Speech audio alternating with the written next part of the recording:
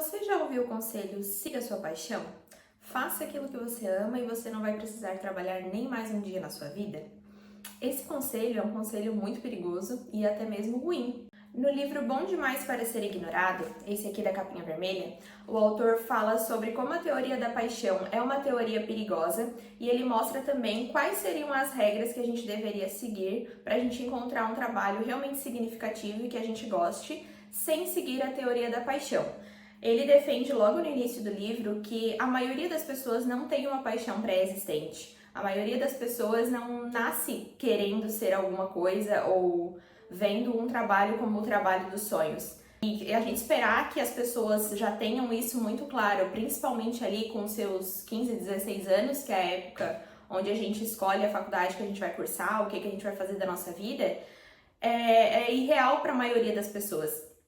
Então, nesse vídeo a gente vai falar sobre as 4 regras que o autor propõe que a gente aplique na nossa vida para a gente encontrar um trabalho que a gente realmente goste e evite frustrações futuras.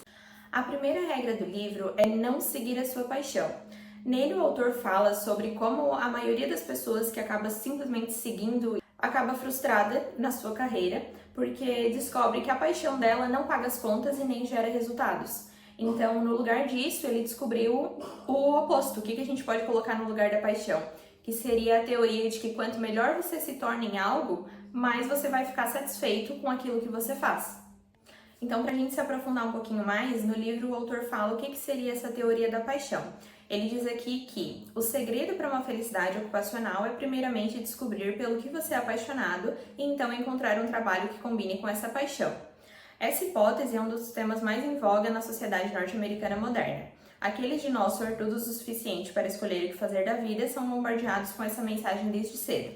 Foi o que eu comentei agora há pouco. Quando a gente está lá no ensino médio, todo mundo quer saber o que tu quer fazer da tua vida, qual é o teu sonho, qual é a tua paixão. Só que a maioria das pessoas não tem essa paixão. E essa mensagem se tornou muito forte, principalmente por causa daquele discurso do Steve Jobs, numa colação de grau, onde ele falava o seguinte: You've got to find what you love, and that is as true for work as it is for your lovers.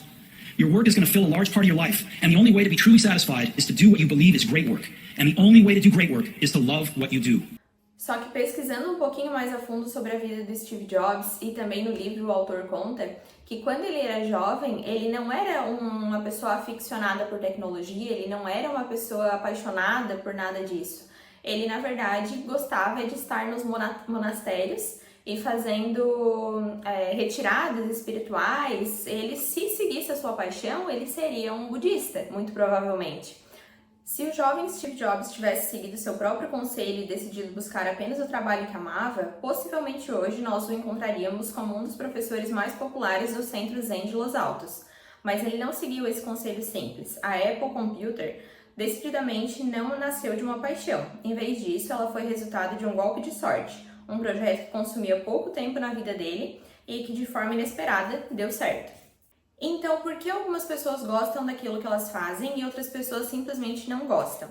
O autor concluiu algumas coisas. A primeira é que paixões por carreiras são raras. Em uma pesquisa realizada com 539 estudantes canadenses, foi realizada a pergunta de se eles tinham alguma paixão ou não.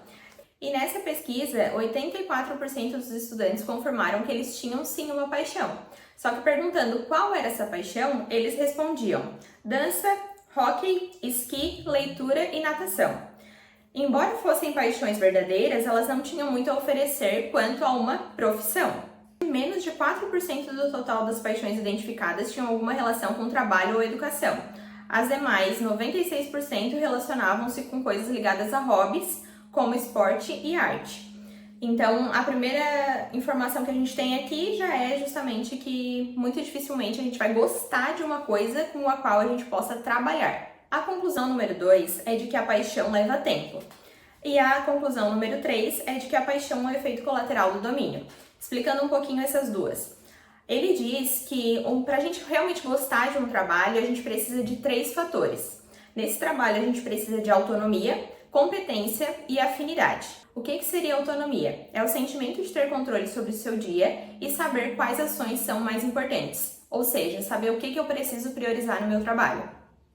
O segundo seria a competência, que é aquele sentimento de que a gente é bom naquilo que a gente faz. E o terceiro seria a afinidade, que é o sentimento de ter conexão com outras pessoas. E aí, pra gente construir um trabalho que tem autonomia, competência e afinidade, leva tempo. Então, supondo que eu me formei ontem em administração, eu não vou entrar numa empresa com o meu primeiro emprego sendo de diretor de processos da empresa. Isso é irreal. Normalmente, a pessoa vai entrar como um jovem aprendiz, como um estagiário, essas funções que são cargos de entrada. E nessas funções, a gente não tem autonomia. As pessoas ficam falando pra gente o tempo inteiro o que a gente tem que fazer. A gente precisa aprender os processos da empresa e também precisa aprender sobre as regras do dia a dia, o que de fato faz aquele funcionário, aquele cargo. Então, nesse tipo de trabalho, esses trabalhos de entrada, a gente não vai sentir satisfação. E por mais que eu tenha ido para o curso de administração, porque eu sou uma pessoa muito organizada, eu gosto de organizar as coisas, eu gosto de melhorar os processos, eu não vou ter autonomia para fazer nada disso, porque eu acabei de chegar na empresa. E aí, explicando um pouco dessas 3 características do que seria o trabalho perfeito, o autor fala que quando a gente entende que existe um lugar certo pra gente no mundo, a gente passa a achar que todos os outros lugares são os lugares errados. E, na verdade, a gente precisa construir esse lugar certo pra gente. E aí, na sequência do livro, o autor começa a introduzir o conceito de mentalidade do artesão.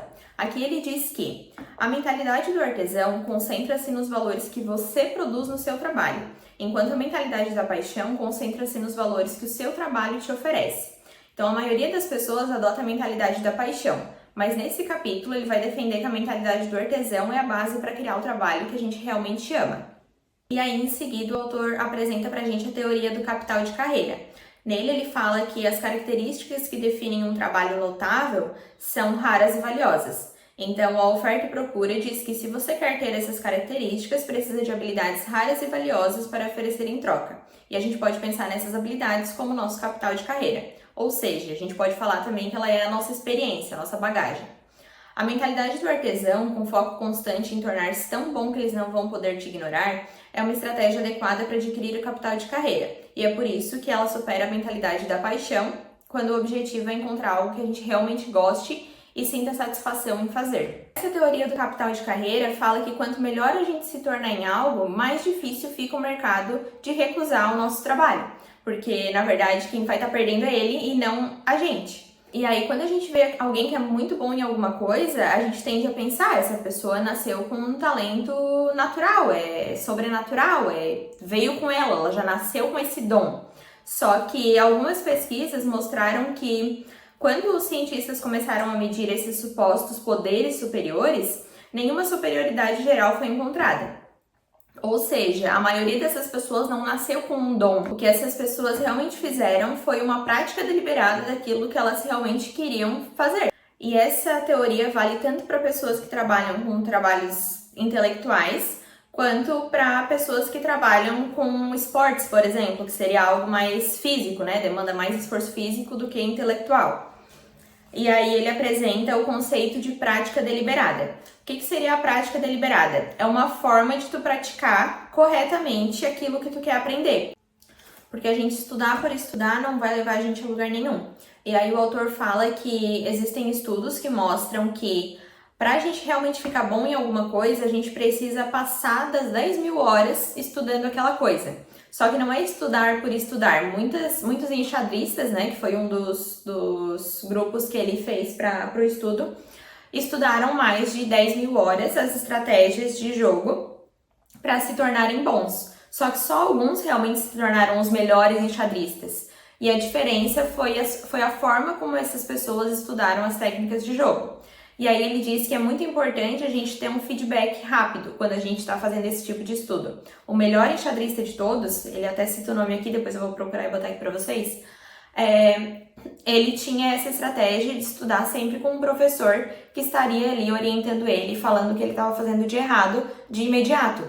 Então, se você está estudando de forma errada, se você está fazendo algo de forma errada e você não tem esse feedback rápido, não tem alguém para te dizer que está errado, você vai continuar estudando errado, você vai continuar fazendo errado. Então é por isso que é importante a gente ter alguém para mentorar a gente nesse processo de aprendizado. E aqui ele trouxe o exemplo de um enxadrista, só que a gente pode muito facilmente trazer isso para a nossa vida. Se a gente está no nosso trabalho e a gente quer evoluir, Não adianta a gente só fazer o que a gente já faz igual a gente já tá fazendo há muito tempo. A gente precisa realmente desse feedback. Questionar a pessoa que tá no cargo acima da gente o que a gente poderia estar fazendo melhor. E isso pode ser tanto pedindo um feedback de uma pessoa que está num cargo acima do nosso, para a gente ter um feedback direto, quanto expondo o nosso trabalho para mais pessoas. Então, quando alguém te pedir para falar em público, para apresentar o teu trabalho, muitas vezes a gente tem vergonha de fazer isso, a gente tem um pouco de insegurança, mas quanto antes a gente errar e quanto antes a gente perceber no que a gente errou, antes a gente evolui também. Então, esse seria um exemplo de prática deliberada. Praticar muito e praticar da forma certa, que é tendo um feedback. Se você não sabe que você está errando, você vai continuar errando. E aí, na sequência, o autor fala sobre os 5 hábitos do artesão. Então, a gente já desmistificou a ideia de que a paixão é uma boa ideia para a gente seguir como carreira. E aí, a gente entra na mentalidade do artesão, que é a gente vai se melhorar para oferecer algo melhor para o mundo, para o mercado. E aí, então, a gente vai receber algo em troca. E aí, para isso, ele diz que o primeiro passo para a gente adotar essa mentalidade de artesão é descobrir em qual tipo de mercado que a gente está. E aí ele mostra as 2 hipóteses dele, né? Que seria o mercado de o vencedor leva tudo ou o mercado de leilão. O mercado de leilão seria aquele onde o valor do trabalho é definido pela competição direta entre as pessoas. Quem oferece mais qualidade, performance ou resultado ganha mais. Então, seria aquele trabalho normal, aquele trabalho que é o meu e muito provavelmente é o seu também. Quanto melhor a gente for, mais espaço a gente consegue no mercado. Já o outro, que seria o do vencedor leva tudo, seria para aquelas profissões que são... como exemplo aqui eu posso usar atletas, por exemplo. Então, você muito provavelmente tem na sua cabeça a ideia de quem é o melhor jogador de futebol do mundo, ou quem foi o melhor jogador de vôlei do mundo, ou quem foi o melhor piloto do mundo. Esse tipo de ideia é a ideia do mercado de vencedor leva tudo. Então, é aquela pessoa que ficou tão extraordinariamente boa que não tem como as pessoas não saberem quem ela é, porque é isso. E nesse mercado é muito mais difícil de se estar, justamente porque vai ser uma pessoa, no máximo 2, 3. Não vai ter espaço para que todo mundo, mesmo que sejam muito bons, estejam lá no topo. E aí o autor diz que é importante a gente saber qual é o nosso mercado, ou de vencedor leva tudo, ou de leilão, porque isso vai ajudar a gente a visualizar como a gente vai conseguir o nosso capital de carreira. Ele fala sobre o mercado de leilão ser mais flexível, porque a gente consegue analisar quais portas a gente já tem abertas na nossa vida que podem facilitar o nosso encontro do trabalho ideal. Na semana passada eu estava assistindo um vídeo do Raul Sena, que é um canal que vocês muito provavelmente já conhecem, se não conhecem, vão lá conhecer. Ele fala sobre investimentos e como administrar o seu dinheiro para que ele renda e, enfim, assuntos financeiros. Nesse vídeo ele estava falando um pouquinho sobre a história dele, sobre como ele chegou onde ele chegou, e para muita gente que simplesmente chega no canal dele pensa que do nada ele já era uma pessoa rica e foi lá, criou um canal no YouTube e fez super sucesso. Só que não, o que ele está dizendo é que ele já tinha muito dinheiro, porque ele já tinha trabalhado como executivo em várias empresas que o pagavam muito bem. Tendo esse dinheiro, ficou mais fácil para ele ter visibilidade no canal dele no YouTube. Tendo visibilidade no canal dele do YouTube, a empresa dele conseguiu crescer mais e uma coisa foi levando a outra. Então não foi de uma hora para outra que ele se tornou quem ele se tornou. Ele soube aproveitar cada oportunidade que ele teve, ele soube absorver cada conhecimento que ele teve ao longo da carreira dele, que foram alguns conhecimentos assim que a gente pode dizer que foram meio aleatórios. Por exemplo, ele trabalhou um tempo como jornalista. O que isso tem a ver com finanças? Nada, mas para o canal do YouTube dele serviu. Então a gente precisa saber aproveitar todas as oportunidades que a gente já teve e adquirir conhecimento a partir disso. Aí o livro traz alguns exemplos também de outros profissionais.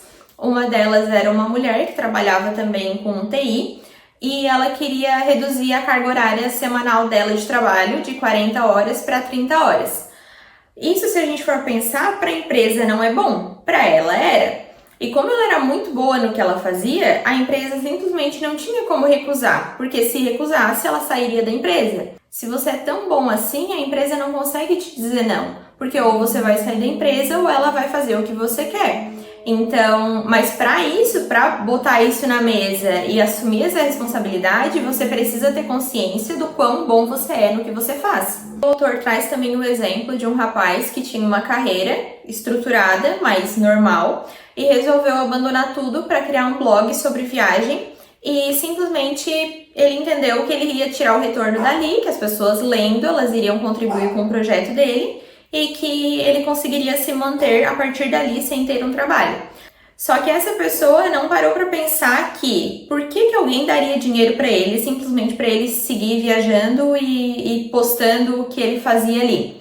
E aí o autor conta: por incrível que pareça, as coisas começaram a ficar sombrias para o blog do nosso amigo. Depois de 3 meses de várias postagens semanais sobre como bancar uma vida não convencional por meio do blog, mesmo que ele não estivesse ganhando dinheiro nenhum com ele, algumas frustrações apareceram em suas postagens.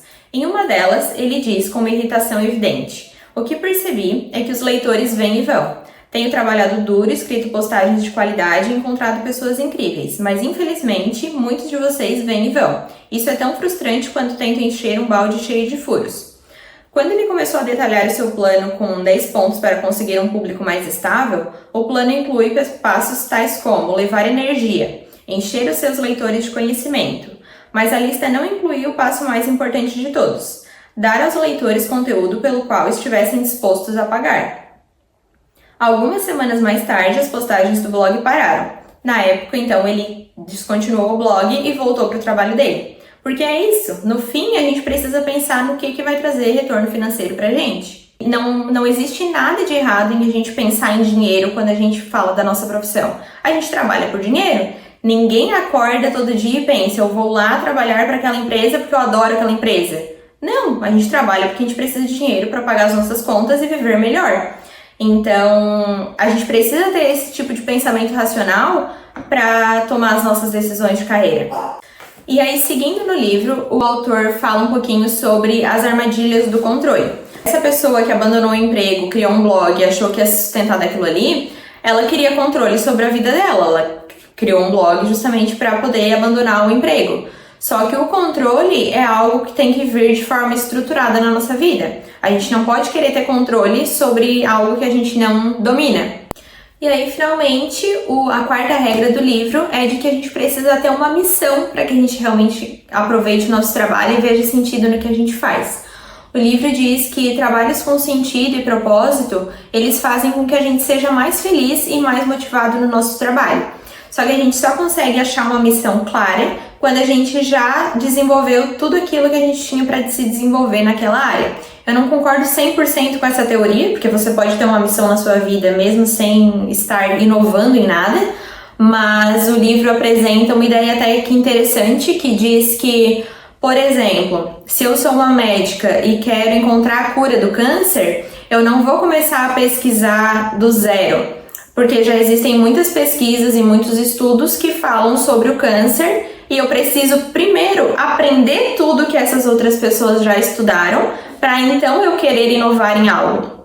Então, basicamente, essa é a teoria do livro, que diz que, nessa parte da missão, né, que diz que a gente precisa se desenvolver ao máximo para então conseguir descobrir qual seria a missão da nossa carreira.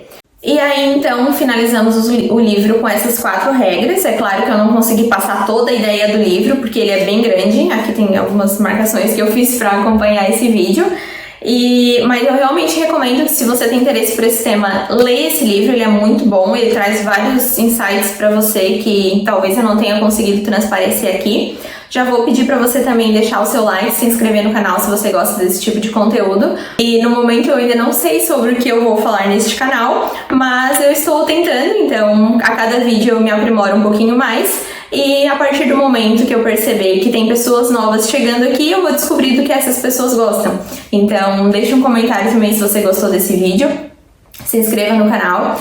E resumão do livro: adquira capital de carreira. Não caia na furada de que você deve seguir a sua paixão, porque muito provavelmente você não tem uma, ou se você tem, você vai se frustrar acreditando que o seu trabalho vai ser como o trabalho dos sonhos que você idealizou.